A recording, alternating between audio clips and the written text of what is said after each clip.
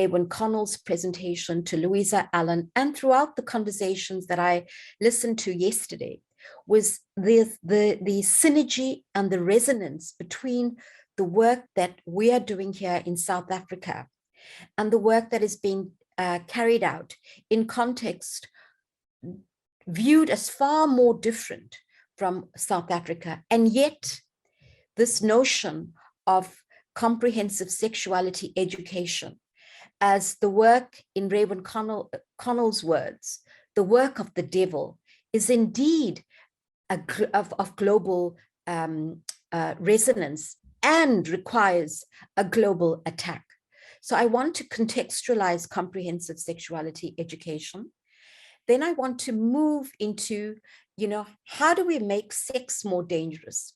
Because that is one of the most significant aspects of working with adults, whether they are teachers or parents or school managers, is a danger focus. And this too resonates and has similarity across the literature in terms of the best way to educate children is to educate them about sex as danger. So the more we educate them about sex as danger, the more it is assumed that they will develop healthy sexualities. It is indeed a contradiction. In the third part, I would like to focus on my own work and how I've tried to make a place for sex, sexuality, education, and young children. And I would also like to make a comment right at the start, that the ways in which the literature, and I know, Estelle, yesterday you also used the work of Carol Vance, and Carol Vance in 1984 was so significant in illustrating sexuality as both the realm of pleasure and danger. That is one which is often forgotten in the work on sexuality education. The next part of my discussion will focus on sexuality education denied. Why will you deny sexuality education when the evidence is suggesting the absence of innocence? In the third last bullet, I would like to focus on some aspects of children's voices to provide you with an account of the real voices and the real experiences of children and what we are neglecting when we fail to address their needs and their wants and their desires. In the second last bullet, any form of sexuality education, whether a child is 7 or 9 or 10, that ignores social media and porn, certainly is not sexuality education.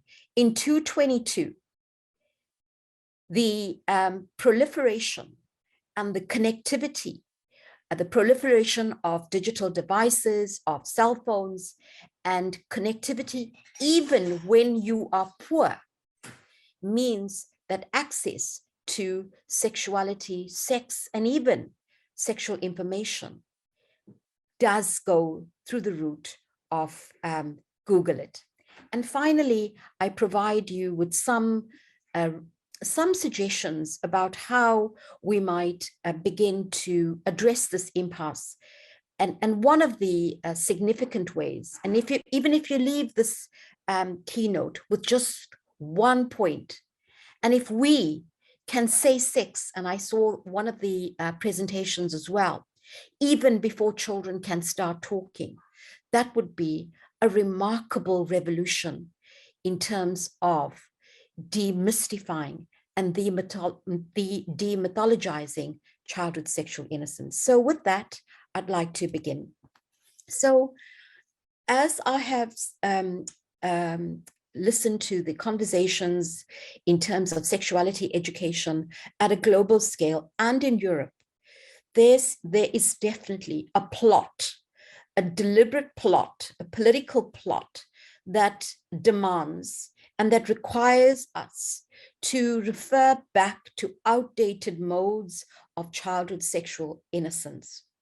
And in South Africa too, in 2019 and 2020, when comprehensive sexuality education, following the 2019 UNICEF version of the improved sexuality education and its reference to masturbation, a hashtag, Leave Our Kids Alone, began, which swamped everyday South African life through WhatsApp, through the media, through television, through family networks, in which comprehensive sexuality education was targeted as the devil.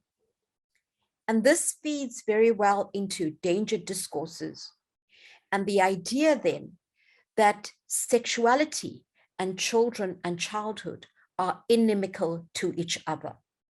Now, I want to repeat this, that one of our biggest barriers is the fact that when we look at children under 10, the dominant discourse remains that that sexuality is inimical. And any association with children and sexuality is both contaminating and questioning of those children, and I put those in inverted commas, whose association then is stigmatized. So not only is sexuality and childhood inimical to each other, but when children do associate with sexuality in any way, then they are othered, labeled, and of course, vilified. I want to bring it down to the context in South Africa, and I'll talk more to this about the danger discourse and its gendered ramifications. But three things that seem to stand out when it comes to risk and sex as danger is, number one, gender violence and the ways in which young people and children are seen to be uninterrupted, in an uninterrupted way, experience violence, and that the only way in which they live everyday life and navigate gender and sexuality is through violence. And so I do not discount the really problematic nature of violence in South Africa, on the continent, and across the globe. You know, there was a remarkable study done in 2006 by the UN on violence in and around violence in childhood, and schools were one arena in which violence was a real cause for concern. And in South Africa, that too is a concern. But violence in schools is not just the issue. It is the overall social, structural, and broader gendered landscape, as well as historical colonial discourses and legacies of apartheid that have manifested in an environment that can be regarded as risky for girls in particular. So I do not discount that. What I am attacking, though, is that the incessant focus on these danger discourses means that the space for a comprehensive focus on sexuality remains missing and difficult. But this is further exacerbated when we are considering children under the age of 10. Furthermore, the context of HIV, and even though we are in the COVID pandemic, and HIV seems to have taken a back seat, and of course, there have been debates about HIV complacency, especially in the context of antiretroviral treatment. But HIV continues to remain an issue that we are dealing with on this continent and in South Africa in particular. And it is girls' vulnerability to HIV and the gender disparity in relation to the disease that increases sex as risk and sex as danger. And the final point is early childbearing. There have been recent reports that between April 2021 and March 2022, approximately 90,000 girls in this country were pregnant under the age of 19 and in school. Of that 90,000, 600 of those girls were between 10 and 13 years of age. And so this danger discourse proliferates in this country. And so one will understand the correlation between danger and leave our kids alone and the apprehensiveness when it comes to sexuality education. In fact, last year, one of the ministers in this in Parliament went to a province, talked to girls at school or addressed the assembly, and had this to say to the young people: open your books, close your legs. And this was particularly directed to girls, attacking girls, blaming girls for pregnancy, and attacking girls for opening their legs without focusing on what schools are expected to do, which is books. And there, herein is another contradiction. So sexuality education remains then a source of growing opposition. In fact, politically, even though it is part of our constitution and part of the education policies, as you can see in bullet number 3, that there is complete debate, contestation, and outright rejection of sexuality education, including one of the parties in this country suggesting that it encourages children to engage in masturbation, in anal sex, in homo and heterosexual practices, among other horrific sexual teachings. Another way in which sexuality education is under attack is that it is regarded as a foreign intervention of foreign values. It is regarded as something that has to do with white people, and that it is blamed for erasing African culture. Now, I want to pause here and just reflect on what this African culture thesis, which is both problematic and has been rejected, especially when it is associated with culture being a fixed, unchanging phenomenon. Indeed, in my own research, I have found that in particular context, and one needs to understand South Africa in terms of its race and class diversity, which remains the case even after the end of apartheid in 1994. So in some school contexts, which were only Black, the teacher said to me that he could never say the word, and I'm going to recite what the teacher said to me.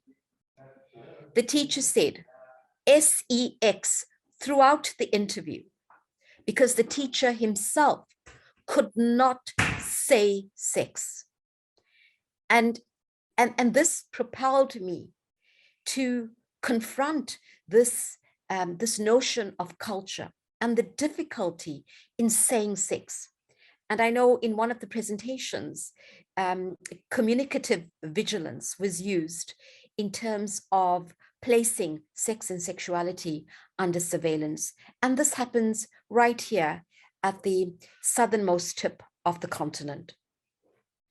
I won't repeat what I have put down here in terms of hashtag leave our kids alone, but clearly it is a sexuality education when it concerns young children has been seen as a satanic Zion New World Order that is bringing up gay marriages, transgender freak shows, normalizing pedophilia.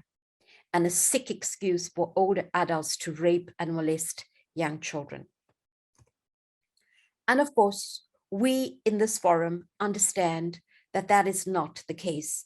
Indeed, I would argue that it is these subversive political plots that make the work so difficult, that make it so, that obstruct and the ideas and progressive notions of how young children actually do, be, and become sexual. And so here, just to reinforce this notion of how to make sex more dangerous. How do you do it? Through disease, through damage, and through death. And sexuality education, to repeat, the more we focus on danger, the more we are deemed to protect children and to make healthy sexualities. This, I argue, again, is a catastrophic contradiction which we need to unravel. So in my work, and I want to perhaps take about 5 minutes here, just to give you a sense of what I have been doing from for the last 24 to 25 years in a very concentrated focus on children and young people as a point of departure and a point and contributing to the global work on making clear that there's no evidence to suggest that children, even at the age of 6, are innocent. Clearly, children's capacities develop with age, but to use age as a demarcator and to block sexual becomings is indeed problematic. So point number 1 is that children are sexual beings. And this is what I've tried to do in the research with a vibrant set of scholars, both past and present, in which we are addressing the perspectives of and the voices of children from the age of 6 in diverse social class contexts across this country, in order to present a view, in order to revolutionize thoughts and ideas that don't have a place in the 21st century. The second point that we are, the research over the last 24 years has given meaning to, is that when children, even at 6 and 7, do sexuality, they do so in ways that are pleasurable, that are invested in fun, and where desires are central to their everyday lives. And I will come in later slides to how this manifests in games, in how they talk, in boyfriend and girlfriend cultures. So the argument is being reinforced that we as adults need to recognize sexuality as integral to the young life course. And then the synergies created across the other 2 keynotes is that sexuality and children are not threatening. Indeed, who threatens and who is to blame for the continual risk that young children face are we as adults, whether we are in families or in schools or in or as policymakers or in religious institutions where sexuality is dismissed. We are responsible, and we need to take responsibility for a new way and a new approach in terms of addressing children's sexual pleasures and their desires, their sighs, their gasps, and their pains. The next important point that my research has highlighted over the years is that sexuality is contextual. And this means that across the social landscape, the issues around race, gender, class, ethnicity, the concerns around structural inequalities. In South Africa, we are regarded as a country that is most unequal. And so in many of our contexts are not dissimilar from very developed and in fact overdeveloped contexts that you would see in Europe. And so we need to take heed of the ways in which sexuality is produced within its social networks. And so the assemblage, the sexuality assemblage, to borrow from Neil, Fox, and Bale, is to suggest that different parts come together in providing different capacities for children to demonstrate and do different forms of sexuality. What I want to suggest here, though, is that the research in South Africa has often focused on sexuality as danger, as heterosexual masculinity, as being violent and aggressive.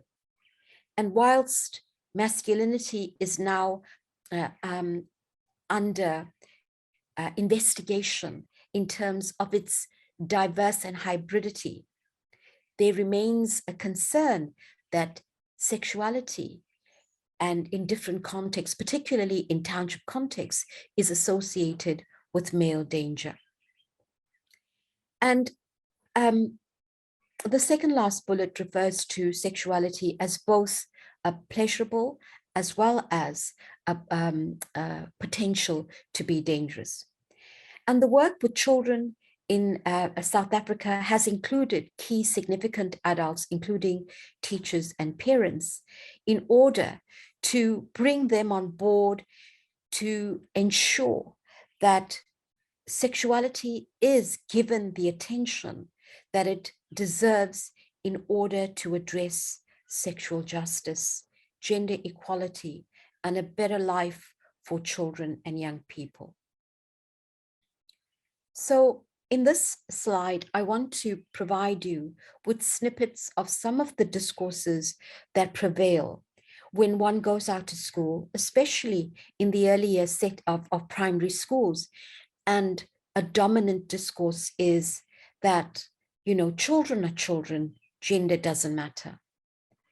And I would argue then that the notion that children are children and gender and sexuality doesn't matter remains, even in 2022, a dominant way in which teachers view children as neutral, as where gender isn't even a consideration, even though that is contradicted in further investigation into how teachers construct boys and girls.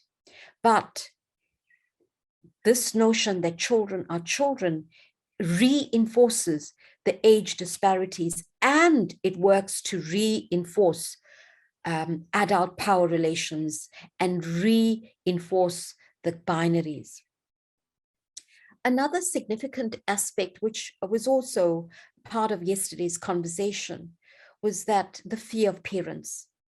So, not only are teachers afraid to address sexuality because of what this might mean, but they are also referred back that their interventions are really limited because they fix parents in terms of being the most significant arena and family life for change and for values.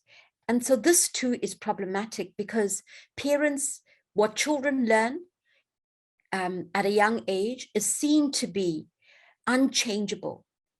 Number two, that parents are seen to be the most significant source and resource for information. But as we know, children, despite the denial of sexuality education, continue to learn about it in ways that make it really difficult for us to address gender and sexual diversity, for us to address ethical ways of conduct, for us to address power imbalances, and for us to address risk. And so as one of the problems, the teacher says, so the problem is with gender is that there are different home values brought to school. And so if an idea is sown at home, then you can't change it. And so parents then become the models. I also would like to pause just for about a minute here to illustrate that, teaching and education in the early years and in primary school across the globe, whether you're in Europe or whether you're in South Africa, is a very feminized activity. Meaning that when we are addressing our interventions and when we are, suggesting strategies for change, we are also working with a workforce that is predominantly women. And that, I think, has important implications for the generation of these sort of discourses, which, are based on children are children, parents are the models. And indeed, all of these discourses, they're not separate from each other, but they work and they weave together to create a strategic surveillance and a reproduction of the power of the adult and child power inequalities while reinforcing notions of sexual innocence. So again, just kids still young.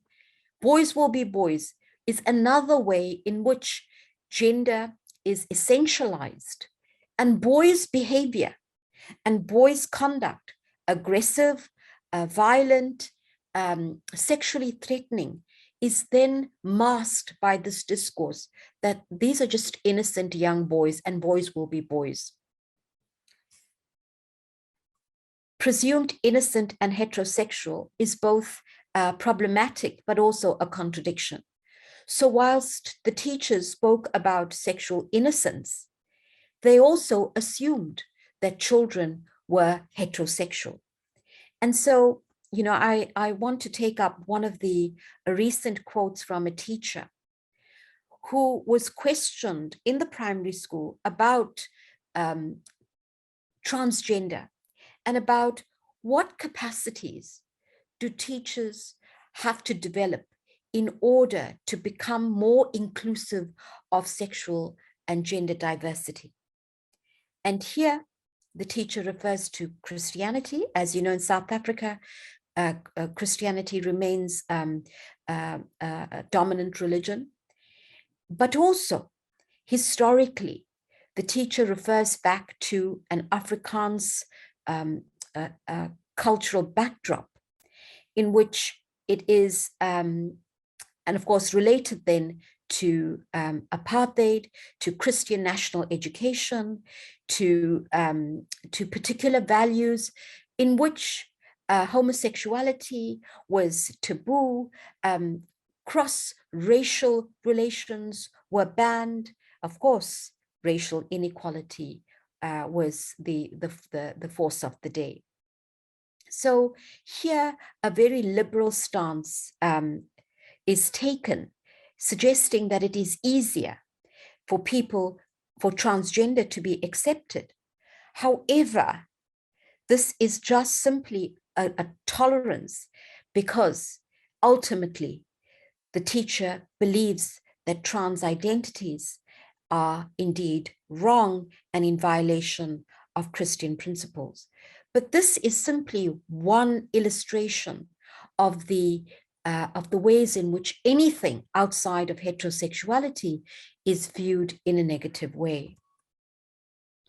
Now, in the last few slides, and I know I have, time for discussion, but the point that I'm making here is that please stop ignoring childhood sexuality, because we're making it even more tricky to address sexuality education, and also to address the prevalence of shame, of embarrassment, the reluctance of children to talk about sexuality, because even at age 7, children know that the topic is taboo.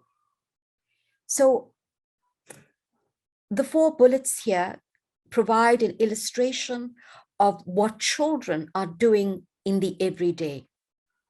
And one of the, and I want to provide you with what it means to be a researcher.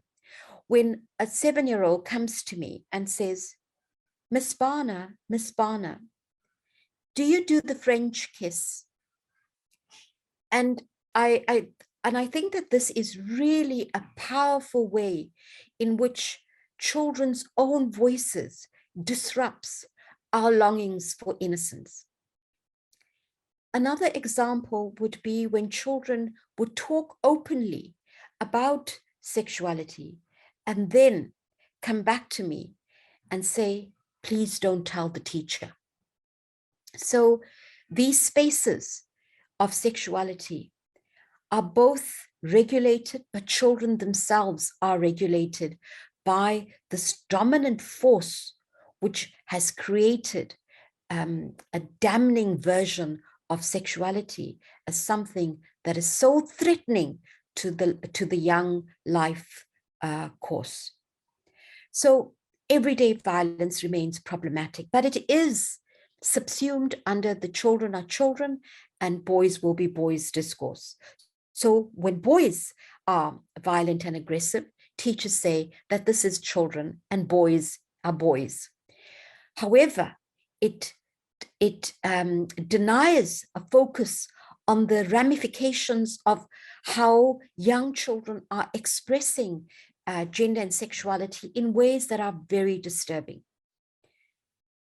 The second example is that boyfriend and girlfriend cultures remain, so open in a world where children are deemed to be innocent. And so girls and boys would talk about and blush and be embarrassed, but present themselves in a pleasurable, fun-loving, and excited ways when they talk about boyfriends and girlfriends. Another consequence of ignoring childhood expressions of sexuality, that versions of heterosexual dominance mean the subordination of gender and sexual diversity, and sissies here refer to gays. Within the open space of the school, heterosexual cultures are abound, and they involve games, they involve, everyday rhymes, they involve different sorts of cross-gender boundaries of play, as well as active instances of kissing. But they are also dangerous games. And I'm referring here to specific games that I have come across in the South African context, which remain problematic. The rape game, which is a game in which boys chase girls, catch girls, and then they simulate rape. And then another game in the Western Cape province of the country, Trenki, is where boys older boys target younger boys in terms of watching porn and forcing them to wear lipstick and consume tea, and of course sodomize. Sodomize is the end outcome. Now, in the second or the third last slide, I would like to focus on the most recent work that I have been doing, and in relation to a porn. And I want to alert the audience to Jessica. And Jessica is a teenager, and she is being interviewed for a study or the book that has been produced on girls negotiating porn in South Africa. And what Jessica does is to remind us of sexuality as not something that suddenly appears at age 13 or 16, but that sexuality and its interactive connections with social media happens even when you are 11 and 12. And here, she searched porn online, she knew it was forbidden, and of course, the way in which it comes under surveillance by the parent, the mother here, because she didn't know how to delete history.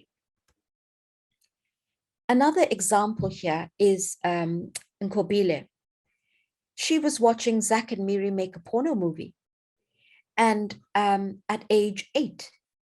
And here she refers to boobs and sex and a vagina.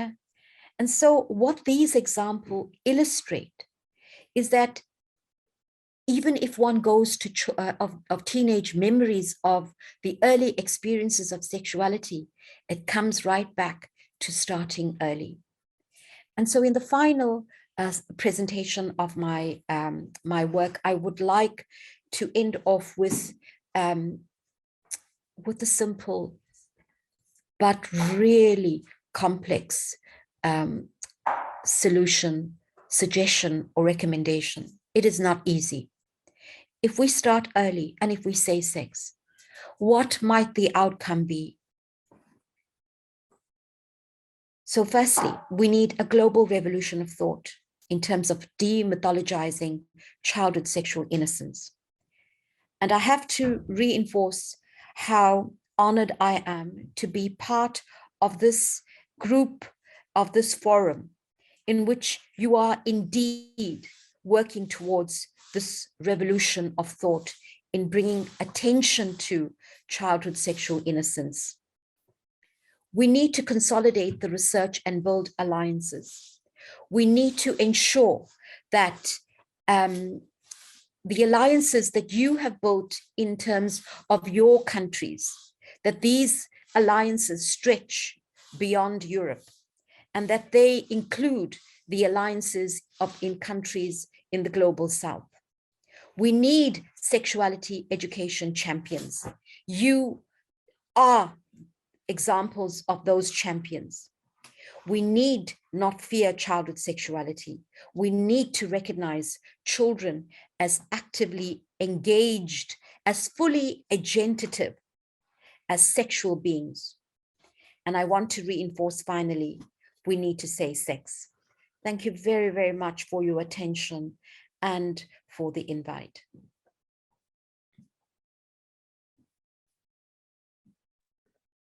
Muchísimas gracias, Devia. I will speak in Spanish. If you want, you can go to the icon of, yes, you see this icon of the translation? No, I can't. Ah, okay. Here below there are icon that says translation. So anything, I will speak in English. Thank you very much. It was really, one moment. Thank you very much. It was an incredible presentation that visualized the link between danger and innocence and all the consequences, and allows us to understand this complexity about sex education and the assemblage between sexuality, gender, race, social level. It was very amazing. So if you, a ver si hay alguna pregunta, no sé si hay preguntas en el chat. We will look if there are some questions. In the chat, Nora Igita says that, yes, it's totally right. If we only centered with the danger, we have to protect more and more the children. So we have to go aware of this danger. And yes, it's totally true. Lucas, Estelle, if I could just respond there to say that I do have the English interpretation. So you may please proceed in Spanish, because I do have the English here.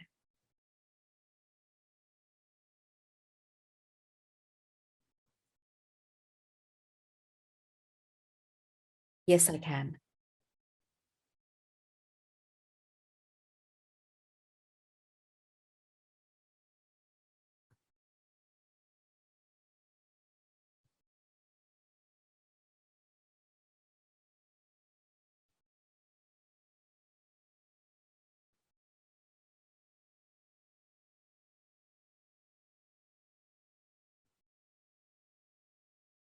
Perdón. Perdona, estaba con el micro apagado. Estaba diciendo que Lucas decía que often the discussion is around the biology and risk, and there is nothing about pleasure and fun. So it is a clash between adults and children's approach to sex.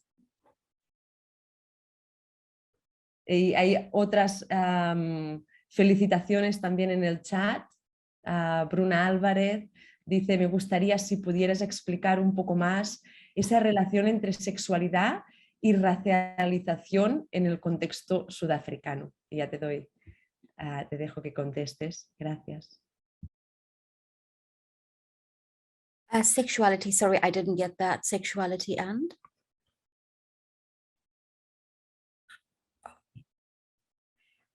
Okay, so in South Africa, the consequences of both colonialism and apartheid have the legacies of those still remain evident in how we deal with sexuality.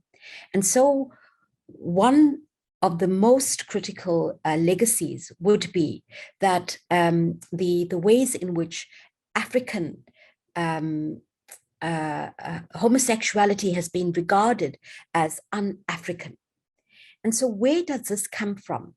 This is a myth that has been created and supported by the remnants of both contemporary global North interventions here, but also the remnants of colonial heterosexual discourses and apartheid prohibition on homosexuality and various sexual orientations. Combined is the way in which religion and Christianity, in particular Christian national education, has fused with local cultural practices.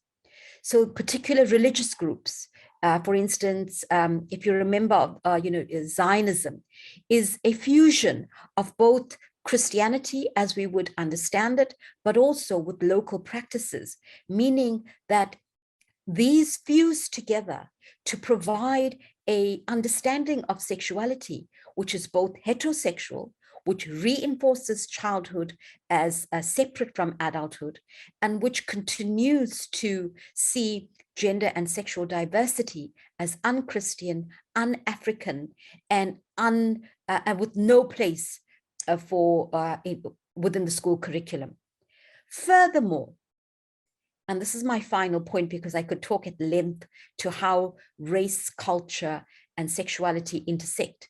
But the point that I mentioned in the presentation was this, that because of cultural practices around the male figurehead and the male head of the household, and the reinforcement, of course, with changes, but the reinforcement of patriarchy, children and women were seen as subordinate.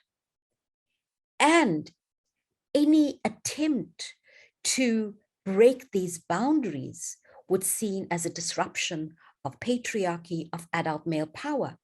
And the one way in which the boundaries are broken is through sex. So sex then remains hidden, precisely to reinforce those cultural taboos and to reinforce patriarchy and masculinity as dominant. I hope I've answered that.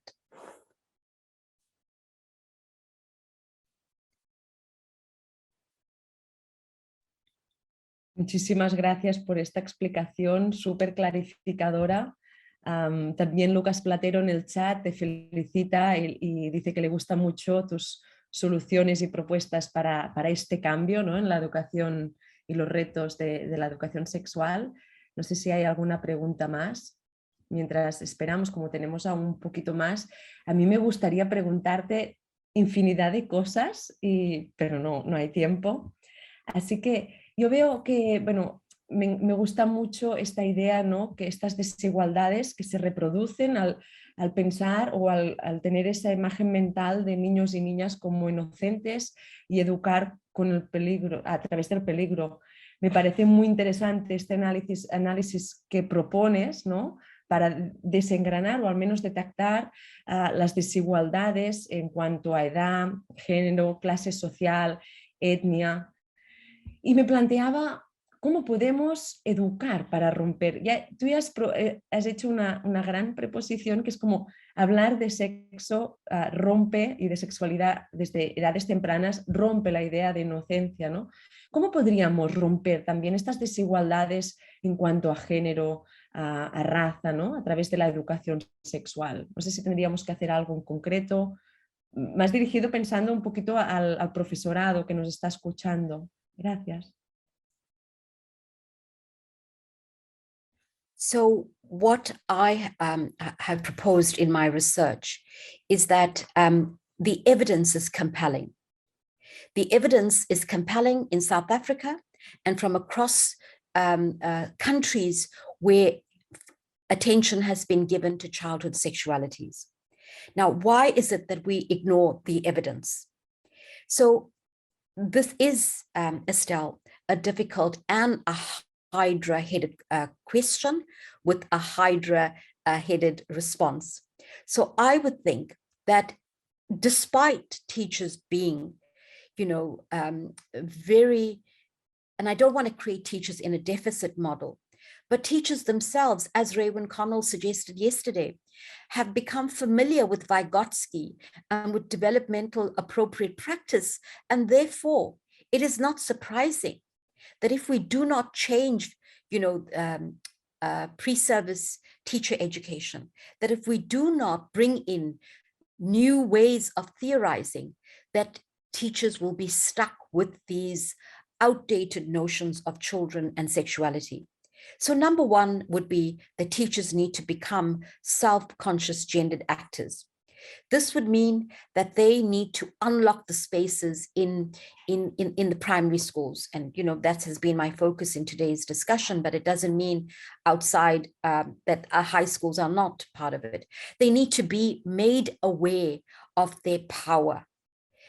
They cannot, refer back to parents as this powerful force.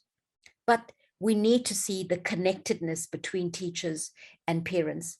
And I think Emma Reynolds said this really well when she said in her 2005 book that we need brave and radical disruptions, and that we need to ensure that children's pleasures, pressures, and pains are illustrated in sexuality education, and teachers are really central to this. In fact, Estelle, I'm reminded of Glenda McNaughton's work. I'm not sure if you know of her 2000 book, which was really powerful, Rethinking Gender in Early Childhood, in which she stated that at every twist and turn, these conventional frameworks mitigate, and I would extend this, they mitigate against sexuality education. So we need to work with teachers in terms of framing the frameworks that are debilitating and that do no justice for children and sexuality. I think, a point that was mentioned yesterday by Raywin was the in-service and pre-service teacher professional development, and that remains important. This should not be a sort of a drive-through, one-stop shop intervention, but it needs to be an ongoing attempt to ensure that sexuality remains a moving target because it shifts and changes. And that sexuality, and of course, one of the things that I mentioned is to say sex, and that might not seem to be as revolutionary as it should, but we continue to use, and I mean, in the presentations yesterday, it was very clear, we continue to use words to describe bodily parts in ways that, are based on biological, reproductive energies instead of, heterosexual, sexual energies that are based on pleasure. We use words and terms that make these body parts a frivolous part of who we are as sexual beings. I think that we need to recognize, and I want to borrow here in my final point, Estelle, is to borrow from Skelet's work in the US and in Holland, in which she talks about ABCD, and I want to say ABCCD. A, recognize children as agents. B, ensure that children building connections or building relationships with children that recognize their investments in romance, in love, in fun, in heterosexual fun, in pleasures that go beyond heterosexuality. Build connections with children, with young people, with parents, with policies, with schools. That's the next C. The second C, the ABCC, is to ensure contextual specification. And this would ensure attention to culture, to race, class, ethnicities, and how all of these come together. And the D would be to ensure that the disparate ways in which structural inequalities mark the experience of sexuality are put in the forefront in terms of how we understand young sexualities. But also, the D refers to diversity, diversity across sexuality, and to refuse to see children as innocent, but also as only heterosexual.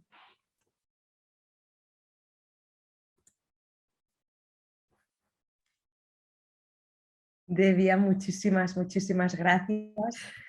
Ha sido fantástico. No sé si hay alguna persona, de momento no, y como vamos un poquito justas de tiempo, pues quizás terminamos esta sesión, pero agradeciendo muchísimo tus aportaciones porque nos van a ir muy bien para seguir trabajando en estas líneas. Devia, muchísimas gracias y un placer haber compartido este tiempo contigo. My heart goes with you. I thank you so much for the invite. I thank you for recognizing the work that we're doing in the Global South. My privilege today. Thank you. Gracias, Devia. Thank you very much.